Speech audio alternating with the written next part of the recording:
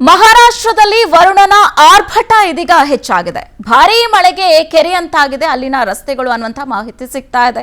ಮನೆಗಳಿಗೂ ಕೂಡ ಸಾಕಷ್ಟು ಪ್ರಮಾಣದಲ್ಲಿ ನೀರು ನುಗ್ಗಿ ಇದೀಗ ಅಲ್ಲಿನ ಜನಜೀವನ ಸಾಕಷ್ಟು ಅಸ್ತವ್ಯಸ್ತ ಆಗಿದೆ.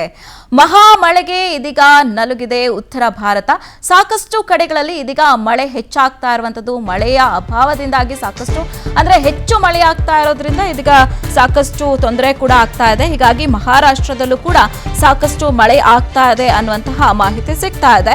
ಈ ವರುಣನ ಆರ್ಭಟಕ್ಕೆ ಅಲ್ಲಿರುವಂತಹ ಒಂದಷ್ಟು ಪ್ರದೇಶಗಳಲ್ಲಿ ರಸ್ತೆ ಎಲ್ಲವೂ ಕೆರೆಗಳಂತಾಗಿದೆ. ರಸ್ತೆಯಲ್ಲಿ ಓಡಾಟವನ್ನ ನಡೆಸೋದಕ್ಕೂ ಕೂಡ ಸಾಧ್ಯವಾಗ್ತಾ ಇಲ್ಲ. ನಿತ್ಯ ಕೆಲಸಗಳಿಗೆ, ಶಾಲೆಗಳಿಗೆ, ಸ್ಕೂಲ್ ಕಚೇರಿಗಳಿಗೆ ಹೋಗುವಂತವರಿಗೆ, ಓಡಾಟವನ್ನ ನಡೆಸುವಂತವರಿಗೆ ಈ ಒಂದು ಮಳೆಯಿಂದಾಗಿ ರಸ್ತೆಯೆಲ್ಲ ತುಂಬಿ ನೀರಿನಿಂದ ತುಂಬಿರೋದ್ರಿಂದಾಗಿ ಓಡಾಟವನ್ನ ಮಾಡೋದಕ್ಕೂ ಕೂಡ ಇದೀಗ ಅಲ್ಲಿನ ಜನಸಾಮಾನ್ಯರು ಹರಸಾಹಸವನ್ನೇ ಪಡ್ತಾ ಇದ್ದಾರೆ.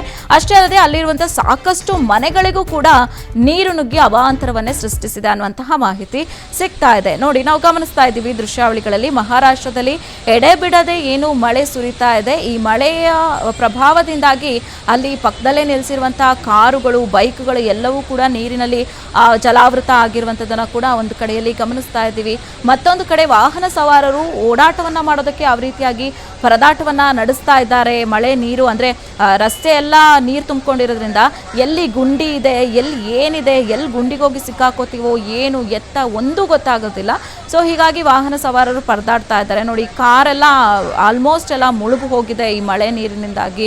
ರಸ್ತೆಗಳೆಲ್ಲ ಕೂಡ ಜಲಾವೃತ ಆಗಿರುವಂಥದ್ದು, ಕೆರೆ ಅಂತ ಆಗಿದೆ. ನೋಡಿ, ಅಲ್ಲಿ ವಾಹನ ಕಾರ್ ಆಗಿರ್ಬೋದು, ದೊಡ್ಡ ದೊಡ್ಡ ವಾಹನಗಳು ಹೆಂಗೋ ಹೋಗ್ಬಿಡುತ್ತೆ. ಆದರೆ ಈ ಟೂ ವೀಲರ್ ಆಗಿರ್ಬೋದು, ಆಟೋ ರಿಕ್ಷಾಗಳಾಗಿರ್ಬೋದು, ಕಾರ್ಗಳು ಇನ್ ಕೇಸ್ ಏನಾದರೂ ಇಂಜಿನ್ ಒಳಗಡೆ ಈ ರೀತಿ ನೀರು ತುಂಬಿಕೊಂಡ್ರೆ, ಇಂಜಿನ್ ಒಳಗಡೆ ನೀರು ಹೋದರೆ ಗಾಡಿ ಕೂಡ ಸ್ಟಾಪ್ ಆಗಿಬಿಡುತ್ತೆ. ಇದೆಲ್ಲದರ ಸಂಕಷ್ಟಗಳ ನಡುವೆಯೂ ಕೂಡ ಜನರು ದಿನನಿತ್ಯದ ಜೀವನವನ್ನು ನಡೆಸ್ತಾ ಇದ್ದಾರೆ.